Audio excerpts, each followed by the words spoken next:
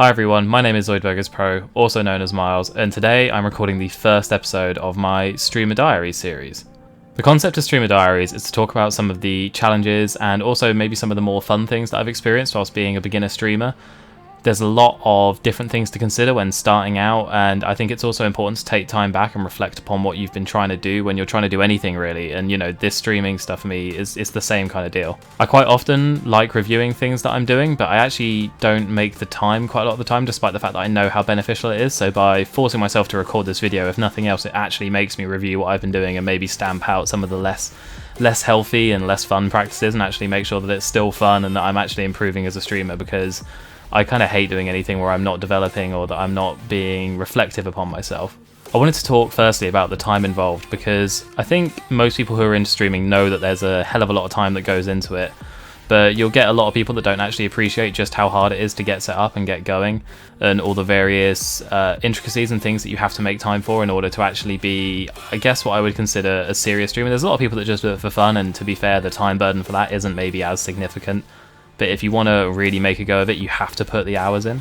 I think when I first started out, I had it in my head that I was just going to stream for fun. I wasn't really going to worry about streaming games that are, good for streaming, i.e. games with a high followership and sort of medium viewership, those games where you can get into the top 3 or 4 rows on Twitch with sort of 5 or 6 viewers. Those are the ideal ones for growing in once you've got a small following. Instead, I was going to play the games that I wanted to play, and I was just going to stream for fun, maybe meet some people, but I soon realised that actually it's not as simple as that, and if you actually want to even just meet people and get 1 or 2 followers, you have to be more strategic.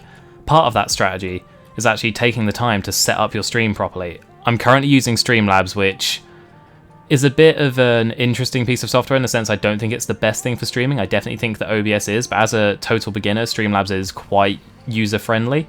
And not only that, once I got started in Streamlabs, I was loath to start again in OBS, partly because of the time commitment that I'd already put in. In the long run, around the 5-6 month mark, I'll probably start trying to move to OBS once I've got a bit more of a committed followership and that I'm actually making some slightly higher grade content. That's where I feel it will really benefit me. For now, for what I'm trying to achieve, it's actually a good piece of software, and whilst it has its hiccups and it has its issues, the main issues with it are how it restricts your ability to be even more creative and how it restricts your ability to tailor your stream even more, which is awesome when you've got an amazing amount of followers and your subscribers and you're streaming regularly. But when you're in my position, actually Streamlabs does all the basics really well, and the fact that it's kind of simple and friendly to use helps give you an idea of maybe what you're looking for when you do move to OBS, because you're like, oh, this feature's not available, that's so annoying. So actually not having an idea of that is really useful going forwards. Now, in terms of setting Streamlabs up, the actual download process isn't, particularly harrowing, the setup process isn't particularly hard.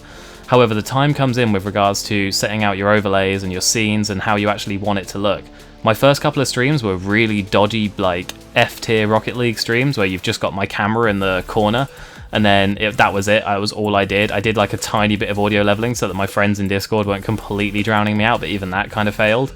I think it's really easy to think that you've thought all these things through, but you haven't. And then what actually happened after that was I didn't stream for a month. I watched a bunch of the great content there is on YouTube. I'm going to shout out Alpha Gaming, which is Harris Heller's channel, Guile Level, very useful, and some of the smaller stream scheme guys, like for example LJM and his stream scheme, clearly on my mind there. And I basically watched a bunch of their videos and I was like, oh, here's how I get an overlay, here's how I make my sound more professional. Is it worth having, I've got my little name tag at the top. I'm still not sure if that's the best design feature, but I really like it and I think it helps reinforce the branding. I've decided to put a chat box in.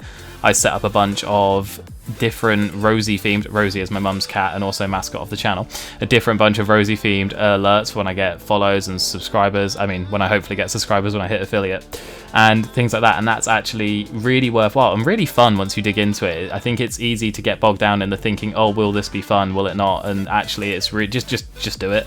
So the other time investment was in making my starting, intermission and ending screen, and to be honest I need to revisit my intermission screen because I designed it with my mind being around the fact that I'd probably be waiting for a game, which is why it says waiting for a game at the bottom, but I literally only use it when I go for like a toilet break during a non-matchmaking oriented stream effectively, so it doesn't really work that well, so I need to make a proper intermission one. But I love the idea of creating my own little custom screens where it's my sort of custom branding, where I've got the sort of, I don't know how you describe the colour of the text really, it's that kind of minty, cyan-y kind of green But I really like it. I think it looks really cool. I think it's quite clean, quite professional looking, and it kind of works well against most backgrounds, especially if you use either a grey outline or use a grey outline with the green outline. It's quite nice. And then of course I've got the channel mascot Rosie on all 3 panels because, you know, I want her to be a talking point, and I love her. She's my mum's cat. She's an absolute darling. You know, couldn't not have her on there really. So once you've set all that up, actually you've done kind of the hard part, but it's not quite as simple as that because there's an ongoing burden of having to fix things. Where I've changed games 4 or 5 times now, I've had to actually go through, play the game, get into like a practice tool or a test map or something, and actually move my camera so it's perfectly set up. I've got different scenes for every game I play. I have to make sure that my name tag isn't covering any important text on the screen. And sometimes you'll be like an hour into testing and you won't have seen anything it's covering, and then you'll do a contextual action when you're live and it will be like blocking something really important, which is mind-numbingly frustrating. But usually your chat will be pretty good at pointing it out for you, and you can always edit on the fly with Streamlabs, but you know, it doesn't look great if you're doing that on stream. So generally speaking, it's better if you can get that stuff out of the way beforehand. So there is like an ongoing maintenance issue with time and getting the stream going. But actually, I think the biggest sort of, once you've made that initial investment to get set up, the biggest time burden is editing. Editing in itself is a weird subject for me because I wasn't quite sure how I wanted to do it when I started the channel, and I've actually, on the subject of time, I've lost a lot of time where I've been dithering about how I want to edit things. I still have a League of Legends Learning Camille stream from Season 10 that I haven't finished yet, and that's just shameful, and I'm still going to finish it because I hate leaving things unfinished, but realistically that content is going to have no pop when it goes onto my YouTube because it's just so old now, it's just out of date, frankly. And that's a real shame. If I'd have had a much clearer idea in my head of how I was going to edit these things at the time, I think it would have A, saved me lots of time where I wouldn't have been dithering, and also B, it would have made my content much more fresh. Luckily, I've now got a pretty solid format for editing, and that's kind of what I want to talk about next. So editing is actually super fun when you get to see that finished product and it looks all shiny and you've got all your transitions in and your little bits of music that you've added and any, you know, gags you've added. Like, I love a good League of Legends question mark ping when I do something stupid. I think it's just pretty universal symbol for what are you doing, you moron.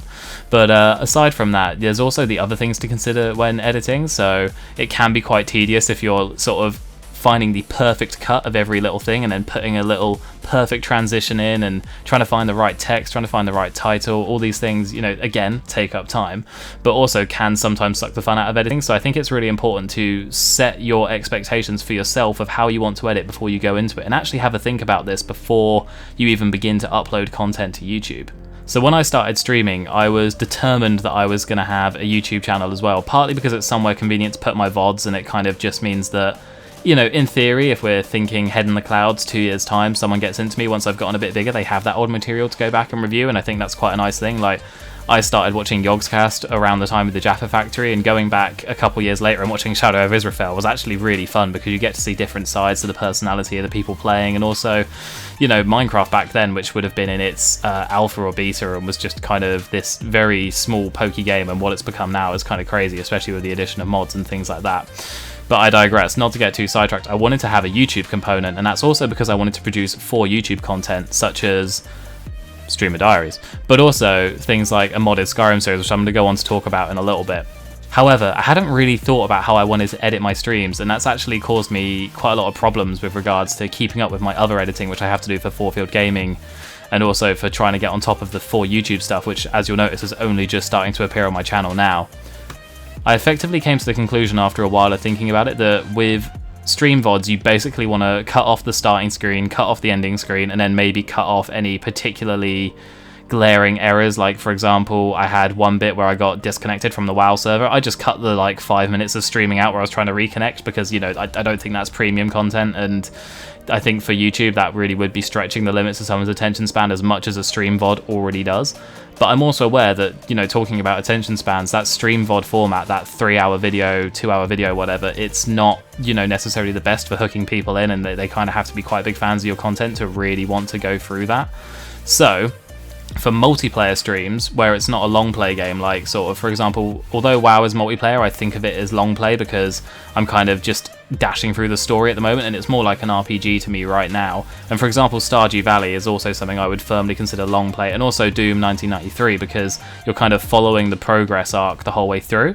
However, with multiplayer games like, for example, League of Legends, and I'm hoping to stream some Halo MCC at some point because I love that game, it's just not quite happened yet.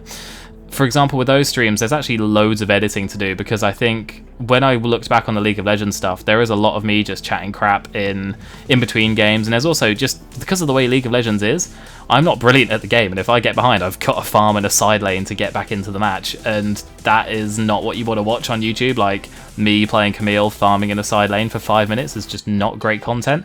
So I actually think editing those down, and then, you know, you can actually take a bit of control of the narrative then, and especially I think for my Learning Champs streams, that's actually really huge, because what it means is I can show the arc, or in some cases, I don't know what the inverse of an arc is, but anyone who watched my Vladimir stream will know that did not go well. However, I digress. The Camille stream, and I realized halfway through, I spent about 2 weeks trying to find the perfect way to edit it, and I was like, I'm just going to do a clip format. It's going to be kind of like highlights. I might add in the occasional bit of post-editing to keep it kind of memey and light, but actually, if you're doing like a 45-minute video, that post-editing stuff takes up a lot of time, and I have to be realistic about this. I currently have a full-time job, which is very demanding. I love it to bits, and I'm certainly not giving it up for streaming. So, you know, I've got to factor that in. I also have a girlfriend that I need to make time for, and I have my other gaming buddies who I've literally spent the entirety of lockdown gaming with, and I can't just stop playing with them because I'm like, oh, I'm too busy with my stream, guys. Like, come on, what kind of attitude would that be? So, in order to be practical, I've decided long play, you do a long edit. Multiplayer, you do highlights. Talking about my current content, people who are eagle-eyed will notice that I've stopped doing League streams for now. As I said earlier, I'm just not that good at the game, and I think playing on stream makes me a lot worse because I'm distracted by my chat and I'm nervous because I know it's not something that I'm optimally particularly good at. And especially with the season change to Season 11, I have to get to learn the new items before I can actually really think about seriously streaming again. But I do think I'm going to do some maybe off-stream content for YouTube at some point, because if I'm making highlights out of it anyway, it doesn't really need to be streamed. The streams themselves weren't getting great traction because League of Legends is a really oversaturated game. So I think that's an example of where I've looked at my content and I've actually reviewed it and I've gone, you know what, maybe this isn't the right kind of thing for me right now. Maybe by the end of S11, if I actually get on better with the new items once they've had a few tweaks and I actually put the time in, and I'm maybe making a surge at Plat would be ideal. It's a big ask, but that would be ideal. And then, you know, if I do succeed in that, that's the sort of thing that would be worth streaming, and by that point I'd be more comfortable with the game to enable that. But right now it's just not working for me. However, things that have worked, and surprisingly, World of Warcraft has been quite popular. I've had quite a few people drop into that stream in the chat, and I'm really grateful for the interaction. As someone who's a complete beginner to the game, they've taught me so much and also kept my head up when maybe I've been struggling with getting to grips with some of the aspects of the game, which I really appreciate. So big love to everyone who's been in the chat on that. I'm going to shout out Doge House as well, because he was one of my first followers and he's jumped into pretty much every WoW stream since and has constantly given me great advice. So, you know, thanks, man. And then there's the Old School Cool stream, which actually I'm really loving, and I get that maybe that content isn't going to pop so hard on Twitch because it's not like there are tons of people out there clamoring to see Doom 1993 or now Half-Life, which is my new Old School Cool game, but it does have a niche following. And during my first Half-Life stream, I actually had a really good chat with Josh of the Zombies and also a few other new people in the chat, which I wasn't expecting, and that really helped to sort of fuel me through what is quite a difficult game. I put it on a hard difficulty. I'm not sure why, but I have an obsession with playing games on really hard difficulties for some reason, and it's, you know, it's a weird way to be, but it does mean that actually having that extra support in chat is really nice. And I think with the Old School Cool, what I've started to realize is I can do narratives. So I've gone from Doom 1993 to Half-Life 1998, and then I'm going to do Halo CE, which is 2001, and that's kind of a nice arc of the sort of, I don't know how you describe it, maybe futuristic shooter, because they all have kind of like sci-fi elements to them in some sense. And then what I could do is double back around and look at some other different genres. I'm really not sure where I'm going to take it yet, but I don't want to stick on one genre for too long. But by the same token, I like the idea of creating little maybe like quarterly arcs, you know, every 3 months where I play through a different aspect of the game. I think that's really cool. And then, having spoken about how I was only going to stream for a hobby, I did actually watch some videos about certain games that are good to stream, and Stardew Valley kept on popping up, and I've actually wanted to play Stardew Valley for ages. I mean, I have played it and I got sort of into it, but I never really sunk my teeth in and got on with it properly. Streaming has actually given me the momentum to go and try and 100% it, which is a hell of an ask when you look at the state of the Steam achievements, the amount of people that have actually achieved those, because you can see the global achievement stats. But, you know, I think it's I'm planning on playing Stardew Valley on stream for a long time. I really enjoy it. I think it's a perfect game to stream. It allows a good amount of interaction with chat. You've got characters in game that you can bounce off. So that's all really good. And I think by giving myself that goal, it also maybe differentiates how I'm playing it. I think one of my concerns is that, like I said, I don't necessarily have an immense amount of skill to bring to the table for games other than perhaps Halo MCC and arguably Rocket League, but I've kind of gone off Rocket League lately. So with things like Stardew Valley, doing something like an 100% run, it's a bit different. And yeah, I'm really looking forward to seeing where that one goes. Now, finally, in content for a content piece that I'm doing on YouTube, it would be remiss of me not to talk about the modded Skyrim series that I want to put up. So I've been wanting to do just for YouTube gaming for a while, but to be honest, I was struggling for ideas, and I was already doing quite a lot with Fourfield Gaming. We've recently completed Strange Brigade on Extreme, and I'm currently editing the episodes of that and getting it up onto the Fourfield Gaming YouTube channel, and we're also playing through Minecraft 1.16 right now. We're going to do an Ender Dragon run on vanilla. Super basic, but Macioda's never done it before, so we're holding his hand through the whole process. So that's going to be real fun, but I realised that I wasn't leaving myself much time to create solo YouTube content just for my channel that was actually made for YouTube. There's multiple benefits of making content just for YouTube. I mean, you can focus the time slots a lot more. Like I said earlier, no one really wants to sit down and watch a stream VOD for 2 to 3 hours. It's kind of a crazy commitment, and I respect the fact that it's maybe not going to pop so hard on YouTube. But for example, if I do a modded Skyrim run where actually my episodes are 20 to 30 minutes long, and I can do a certain amount of crafty and creative editing to keep them engaging and original, I think that will actually go quite well, and I'm really excited to see how that happens. However, oh my god, why did I pick modding Skyrim? It's so much more complicated than I had anticipated, and I've modded Skyrim before. I knew this was going to be an issue, but you know, more for me really. I knew what I was getting into. I've decided to go for a sort of survivalism / immersion theme, so we're going to see how that plays out, but currently I'm looking at a short list of about 70 to 80 mods that I need to balance the load order on, but hopefully with the Christmas break coming up I will get that done soon, and I will be able to get the first few episodes out onto YouTube, because I'm really looking forward to both playing and editing that, because I think it's going to be great fun. And then, you know, once I have settled in with that series, I can potentially look to add something else. I'm possibly thinking about playing Dark Souls. I talk about how I like hard games. I've never played Dark Souls, and I'm sure that'll be a shock to the system. But the benefit of playing a game like Dark Souls off stream is, you know, if I go on to stream Dark Souls and I'm like, hey guys, I'm a noob, and then I literally can't get out of the first part of the map because I suck so hard and I spend 4 hours banging my head against the wall, that is going to be so dog shit as a stream. Whereas by making it for YouTube, I can just basically do like a supercut of me dying 50 times and just do like a counter just binging up in the corner. And, you know, that's kind of funny stuff that, you know, goes across well and doesn't cost people 2 hours of their lives that they could have otherwise spent watching someone who was good at the game. So I think that's where I'm sort of thinking of going for my YouTube content, and I am a bit of a completionist, as you might be able to tell by the 100% thing with Stardew Valley, and as I've said before, I really do love Halo MCC, so I kind of have an ongoing challenge to try and 100% Halo MCC. However, there are 700 achievements for that game, and some of them are extremely hard. So where I get into some of the hardcore stuff of that might make some good YouTube content as well, because not that many people can do it, so if I could, it would be pretty awesome to put it out there. I've already spoken about some of the challenges I've had with regards to time and editing, and making sure that I'm balancing everything and planning everything properly for my stream and for YouTube, and all the various issues that has caused me. However, I've not really spoken about some of the other challenges that I've had yet, and to be honest, a lot of them are things you might not necessarily think of. The first thing is my voice. Now, for the smartasses in the comment section, yes, I have a home counties accent. It's a little bit nasal, so when you say I'm struggling with my voice, you could be forgiven for thinking it's just how I sound. But unfortunately, there's nothing I can do to change that short of putting on a really corny accent, so you're going to have to live with it.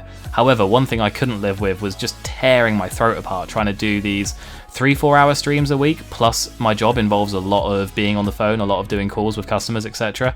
So by the end of a week, I was basically mute because I would have to just sit in a corner sipping tea trying to rehab my voice for the next stream, and that was something I really wasn't expecting.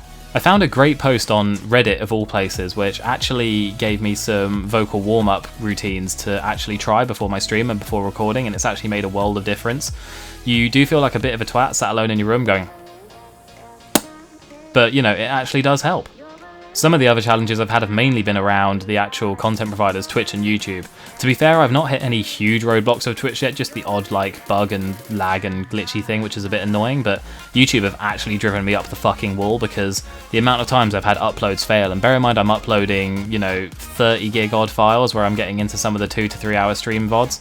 So with those, I'm actually having to sit there, spend 6 hours trying to upload it, and then it's like crashing or failing or it's not processing, and it's so frustrating. And one of the things that really does my head in about YouTube is even if you upload something 100%, if it fails to process, or if for whatever reason you weren't verified, as I found out, you have to send like an SMS verification thing.